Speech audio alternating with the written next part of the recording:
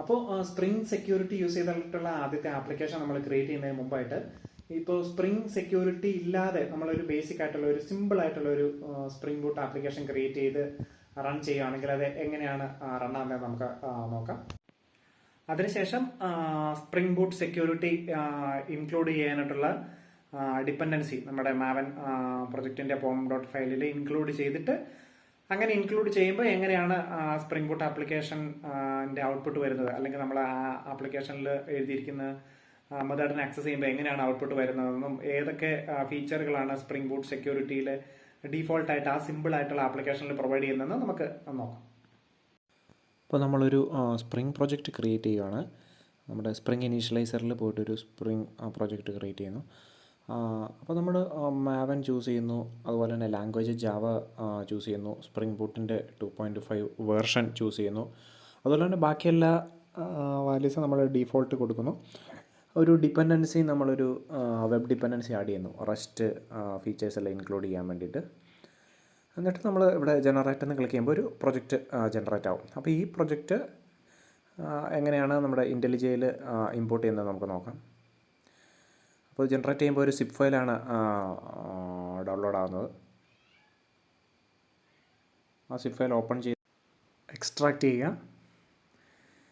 എന്നിട്ട് അതിനുശേഷം നമ്മൾ ഇൻ്റലിജ ഓപ്പൺ ചെയ്ത് അതിലെ ഫയൽ ഓപ്പൺ കൊടുത്ത് ആ എക്സ്ട്രാക്റ്റ് ചെയ്ത ഡെമോ എന്ന് പറഞ്ഞ പ്രൊജക്റ്റ് നമ്മൾ സെലക്ട് ചെയ്ത് ഓക്കെ കൊടുക്കുക. വരുന്ന പോപ്പപ്പ് എല്ലാം ഓക്കെ എന്ന് കൊടുക്കുക. ഒന്നെങ്കിൽ ആ വിൻഡോയിൽ ഓപ്പൺ ചെയ്യുക, അല്ലെങ്കിൽ വേറെ വിൻഡോയിൽ ഓപ്പൺ ചെയ്യുക. ഇപ്പോൾ പ്രൊജക്റ്റ് നമ്മുടെ ഇൻ്റലിജയിൽ ഓപ്പൺ ആയിട്ടുണ്ട്. ഇപ്പം നമ്മളത് എക്സ്പാൻഡ് ചെയ്യുമ്പോൾ നമുക്ക് കാണാം, പ്രൊജക്റ്റ് സ്ട്രക്ചർ കാണാം. SRC മെയിൻ, ആ മെയിൻ്റെ അകത്താണ് നമ്മളെ ജാവ ഫയലെല്ലാം ഉള്ളത്. ഇപ്പോൾ നമ്മൾ ജാവ ഫയൽ ക്ലിക്ക് ചെയ്തിട്ട് ജാവ പാക്കേജ് ക്ലിക്ക് ചെയ്തിട്ട് പുതിയൊരു പാക്കേജ് ക്രിയേറ്റ് ചെയ്യുക. അപ്പോൾ ഒരു കൺട്രോളർ ക്ലാസ് ക്രിയേറ്റ് ചെയ്യാൻ വേണ്ടിയിട്ട് ഒരു കൺട്രോളർ എന്ന് പറഞ്ഞൊരു പാക്കേജാണ് ഞാനിപ്പോൾ ഇത് ക്രിയേറ്റ് ചെയ്യാൻ പോകുന്നത്. അപ്പോൾ ഒരു പാക്കേജ് നെയിം കൊടുക്കുക. കൺട്രോളർന്ന് നെയിം കൊടുത്തു. ഇപ്പോൾ പാക്കേജ് ക്രിയേറ്റ് ആയിട്ടുണ്ട്. ഇനിയിപ്പോൾ ആ പാക്കേജിനകത്ത് ഒരു കൺട്രോളർ ക്ലാസ് ക്രിയേറ്റ് ചെയ്യുക.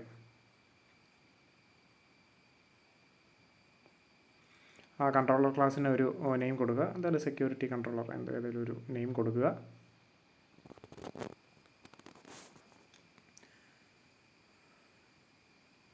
ഇപ്പോൾ ആ ക്ലാസ്സും ക്രിയേറ്റ് ആയിട്ടുണ്ട്. ഇനി നമ്മൾ @REST കൺട്രോളർ എന്ന് പറഞ്ഞ അനോട്ടേഷൻ നമ്മൾ ഇൻക്ലൂഡ് ചെയ്യുക.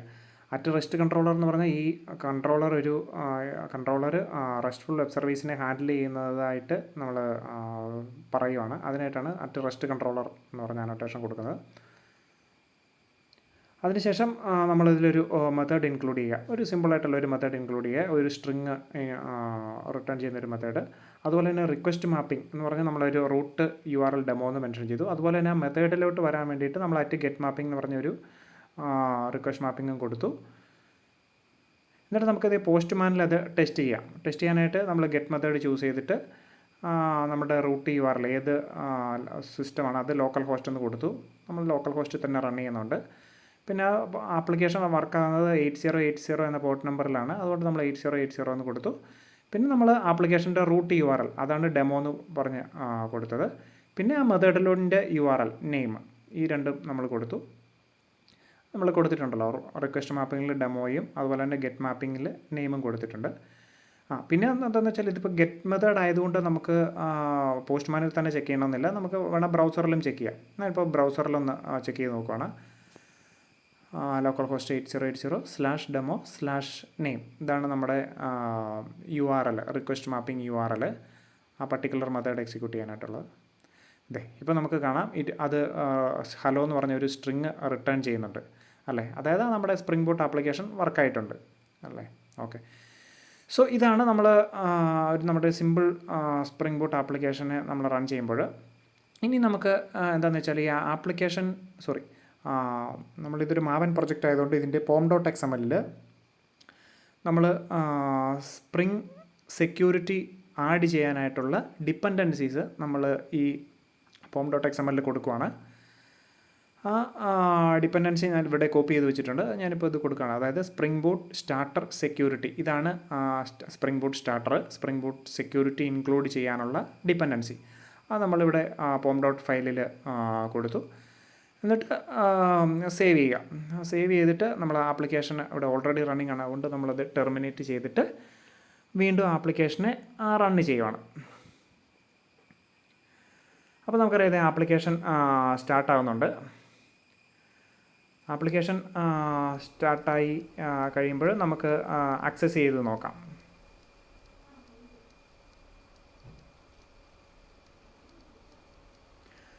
ഇവിടെ നമ്മൾ വീണ്ടും ബ്രൗസറിൽ പോയിട്ട് ആക്സസ് ചെയ്ത് നോക്കുക.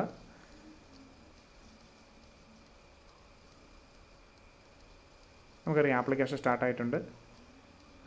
8080 എന്ന പോർട്ടിൽ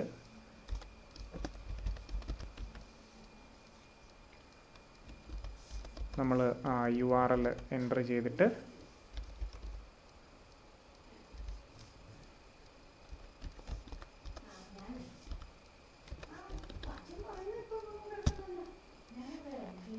അപ്പോൾ നമുക്കിത് കാണാൻ പറ്റും. ഒരു ഡീഫോൾട്ടായിട്ടുള്ളൊരു ലോഗിൻ പേജ് ഇത് സ്പ്രിംഗ് ബൂട്ട്, അതായത് സ്പ്രിംഗ് സെക്യൂരിറ്റി പ്രൊവൈഡ് ചെയ്തിട്ടുണ്ട്. അപ്പോൾ നമുക്കിവിടെ യൂസർ നെയിം പാസ്വേഡ് ചോദിക്കുന്നുണ്ട്. നമുക്കിവിടെ യൂസർ നെയിം പാസ്വേഡ് നമുക്കൊന്നും അറിയില്ല അല്ലേ. അപ്പോൾ നമുക്ക് ഈ കൺസോളിലോട്ടൊന്ന് പോയി നോക്കാം. ഇപ്പോൾ കൺസോളിലോട്ട് പോയി നോക്കുമ്പോൾ നമുക്ക് അവിടെ കാണാൻ പറ്റും സ്പ്രിംഗ് സെക്യൂരിറ്റി തന്നെ ഒരു ഡീഫോൾട്ടായിട്ട് ഒരു പാസ്വേഡ് ഇത് ജനറേറ്റ് ചെയ്തിട്ടുണ്ട്. നമുക്ക് കാണാം യൂസിങ് ജനറേറ്റഡ് സെക്യൂരിറ്റി പാസ്വേഡ് എന്ന് പറഞ്ഞ്. അപ്പോൾ ഈ പാസ്വേഡ് നമുക്ക് കോപ്പി ചെയ്ത് നമുക്ക് അവിടെ ആ ആപ്ലിക്കേഷൻ്റെ ലോഗിൻ പേജിൽ നമുക്കൊന്ന് പേസ്റ്റ് ചെയ്ത് നോക്കാം. പാസ്വേഡ് നമ്മൾ പേസ്റ്റ് ചെയ്യുകയാണ്. യൂസർ നെയിം നമ്മൾ യൂസർ എന്നാണ് കൊടുക്കുന്നത്. ഇതാണ് ഡീഫോൾട്ടായിട്ട് സ്പ്രിംഗ് സെക്യൂരിറ്റി പ്രൊവൈഡ് ചെയ്യുന്ന യൂസർ. നമുക്കിവിടെ സൈൻ ഇൻ ചെയ്യുമ്പോൾ നമുക്കറിയാം അത് സൈൻ ഇൻ ആയി, ആപ്ലിക്കേഷനിലോട്ട് സൈൻ ഇൻ ആയി. അതായത് സ്പ്രിംഗ് ബൂട്ട് സെക്യൂരിറ്റി സ്റ്റാർട്ടർ നമ്മൾ ജസ്റ്റ് ഇൻക്ലൂഡ് ചെയ്തപ്പോൾ തന്നെ സ്പ്രിംഗ് നമുക്കൊരു ഡീഫോൾട്ടായിട്ടുള്ള ഒരു ലോഗിൻ പേജ് പ്രൊവൈഡ് ചെയ്തു. ഇനി നമ്മൾ ഈ ആപ്ലിക്കേഷൻ ഈ യൂസറെ ലോഗൗട്ട് ചെയ്യാൻ വേണ്ടി നോക്കുമ്പോൾ ലോഗൗട്ടൊന്ന് ടൈപ്പ് ചെയ്യുക. അപ്പോൾ നമുക്ക് കാണാൻ പറ്റും ഡീഫോൾട്ടായിട്ടുള്ളൊരു ലോഗൗട്ടും ഇതും സ്പ്രിംഗ് സെക്യൂരിറ്റി പ്രൊവൈഡ് ചെയ്യുന്നിട്ടുണ്ട്. ഓക്കെ, അപ്പോൾ ഇതാണ് സ്പ്രിംഗ് സെക്യൂരിറ്റി സ്റ്റാർട്ടർ ഇൻക്ലൂഡ് ചെയ്യുമ്പോഴുള്ള ഡീഫോൾട്ട് ബിഹേവിയർ. ഓട്ടോമാറ്റിക്കായിട്ടൊരു ലോഗിൻ പേജും അതുപോലെ തന്നെ ഒരു ലോഗൗട്ട് പേജും അഡീഷണലായിട്ട് നമ്മുടെ ഈ സ്പ്രിംഗ് സെക്യൂരിറ്റി നമുക്ക് പ്രൊവൈഡ് ചെയ്യുന്നുണ്ട്. ഇനി സപ്പോസ് നമ്മളിപ്പോൾ ഈ ഡീഫോൾട്ടായിട്ടുള്ള യൂസർ നെയിം പാസ്വേഡ് അല്ലാതെ, അതായത് സ്പ്രിംഗ് സെക്യൂരിറ്റി പ്രൊവൈഡ് ചെയ്യുന്ന യൂസർ നെയിം പാസ്വേഡ് അല്ലാതെ നമ്മളുടെ ഒരു കസ്റ്റം യൂസർ നെയിമും പാസ്വേഡുമാണ് നമുക്ക് കൊടുക്കേണ്ടതെങ്കിൽ എന്താ ചെയ്യേണ്ടതെന്ന് നമുക്ക് നോക്കാം. ഇപ്പോൾ നമുക്കിവിടെ ആപ്ലിക്കേഷൻ പ്രോപ്പർട്ടീസ് ഉണ്ട് റിസോഴ്സസ് ഫോൾഡറിനുള്ളിൽ. അതിൽ spring dot security dot user name equal to ഒരു യൂസർ നെയിം, അതുപോലെ തന്നെ spring dot security dot user dot password equal to ഒരു പാസ്വേഡ്. സോ ഇങ്ങനെ ഒരു 2 പാസ്വേഡ് നമ്മൾ എൻ്റർ ചെയ്തിട്ട് സേവ് ചെയ്യുവാണെങ്കിൽ ഈ യൂസർ നെയിമും പാസ്വേഡും യൂസ് ചെയ്ത് നമുക്ക് ആപ്ലിക്കേഷനിൽ ലോഗിൻ ചെയ്യാം. അപ്പോൾ നമ്മുടെ ഇവിടെ ആപ്ലിക്കേഷൻ ക്ലോസ് ചെയ്തു. നമ്മളിപ്പോൾ ഇവിടെ വീണ്ടും ആപ്ലിക്കേഷൻ ബിൽഡ് ചെയ്തിട്ടൊന്ന് റൺ ചെയ്ത് നോക്കുവാണ്. റൺ ചെയ്ത് നോക്കുമ്പോൾ നമുക്കറിയാം നമുക്ക് നോക്കാം എന്താണ് ബിഹേവിയർ എന്ന്. അതായത് ആ ഡീഫോൾട്ടായിട്ടുള്ള യൂസർ നെയിം പാസ്വേഡ് വെച്ച് ആപ്ലിക്കേഷൻ ലോഗിൻ ആകുമോ, അതോ നമ്മളിപ്പോൾ കൊടുത്ത ഈ കസ്റ്റം ആപ്ലിക്കേഷൻ പ്രോപ്പർട്ടി ഫയലിൽ നമ്മൾ കൊടുത്ത ഈ ക്രെഡൻഷ്യൽസ് വെച്ചാണ് ഇത് ലോഗിൻ ആകുക എന്ന് നമുക്ക് നോക്കാം. ഇത് ആപ്ലിക്കേഷൻ സ്റ്റാർട്ടായിട്ടുണ്ട്.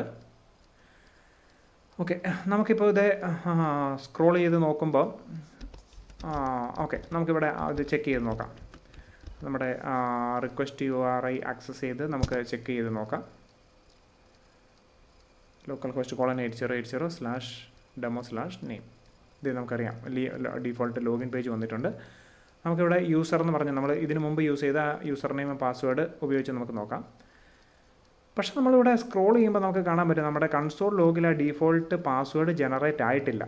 ഓക്കെ, അത് എന്താണെന്ന് വെച്ചാൽ നമ്മളിവിടെ ആപ്ലിക്കേഷൻ പ്രോപ്പർട്ടീസിൽ നമ്മളൊരു യൂസർ നെയിം പാസ്വേഡ് കൊടുത്തിട്ടുള്ളതുകൊണ്ടാണ് അവിടെ ഡീഫോൾട്ട് പാസ്വേഡ് ജനറേറ്റ് ആവാതിരുന്നത്. ഓക്കെ, അപ്പോൾ നമുക്കിനി ഈ ഡീഫോൾട്ടായിട്ട് നമ്മൾ കൊടുത്തിരിക്കുന്ന ഈ ആപ്ലിക്കേഷൻ പ്രോപ്പർട്ടി ഫയലിൽ കൊടുത്തിരിക്കുന്ന യൂസർ നെയിം പാസ്വേഡും വെച്ച് നമുക്കൊന്ന് ലോഗിൻ ചെയ്ത് നോക്കാം. യൂസർ നെയിം കൊടുത്തിരിക്കുന്ന അജിത്ത് എന്നാണ്, പാസ്വേഡ് എന്നാണ് കൊടുത്തിരിക്കുന്നത്. അത് നമ്മൾ കൊടുത്തിട്ടൊന്ന് ലോഗിൻ ചെയ്ത് നോക്കുവാണ്. ഓക്കെ, ഇത് ലോഗിൻ ആയിട്ടുണ്ട്. ഓക്കെ, അപ്പോൾ നമുക്ക് കസ്റ്റം ആയിട്ടുള്ള നമ്മൾ യൂസർ കൊടുക്കുന്ന യൂസർ നെയിം ക്രെഡൻഷ്യൽസ് വെച്ച് നമുക്കിവിടെ ലോഗിൻ ചെയ്യാൻ പറ്റുമെന്ന് നമുക്കിവിടെ ഇതിൽ നിന്ന് മനസ്സിലാക്കാം. ഓക്കെ, സോ ഇപ്പോൾ നമ്മൾ കണ്ടു സ്പ്രിംഗ് സെക്യൂരിറ്റി തന്നെ ഡീഫോൾട്ടായിട്ടുള്ള ഒരു യൂസർ നെയിം പാസ്വേഡ് നമുക്ക് പ്രൊവൈഡ് ചെയ്യുന്നുണ്ട്. അതല്ല നമുക്ക് നമ്മളുടേതായിട്ടുള്ള ഒരു കസ്റ്റം യൂസർ നെയിം പാസ്വേഡാണ് നമുക്ക് യൂസ് ചെയ്യേണ്ടതെങ്കിൽ അതും നമുക്ക് ആപ്ലിക്കേഷൻ പ്രോപ്പർട്ടി ഫയലിൽ മെൻഷൻ ചെയ്തിട്ട് നമുക്ക് യൂസ് ചെയ്യാം. ഇതാണ് സ്പ്രിംഗ് ബൂട്ട് സെക്യൂരിറ്റിയുടെ ഡീഫോൾട്ട് ബിഹേവിയർ. ഇനി നമുക്ക് ഇതിൻ്റെ കൂടുതലായിട്ടുള്ള ഇത് നോക്കാം. അതായത് ഡിഫറൻറ്റ് ടൈപ്പ് ഓഫ് ഓതൻറ്റിക്കേഷൻ എല്ലാം ഉണ്ട്. In memory authentication, database, JDBC authentication അങ്ങനെയൊക്കെ. അതൊക്കെ നമുക്ക് അടുത്ത വീഡിയോയിൽ നോക്കാം.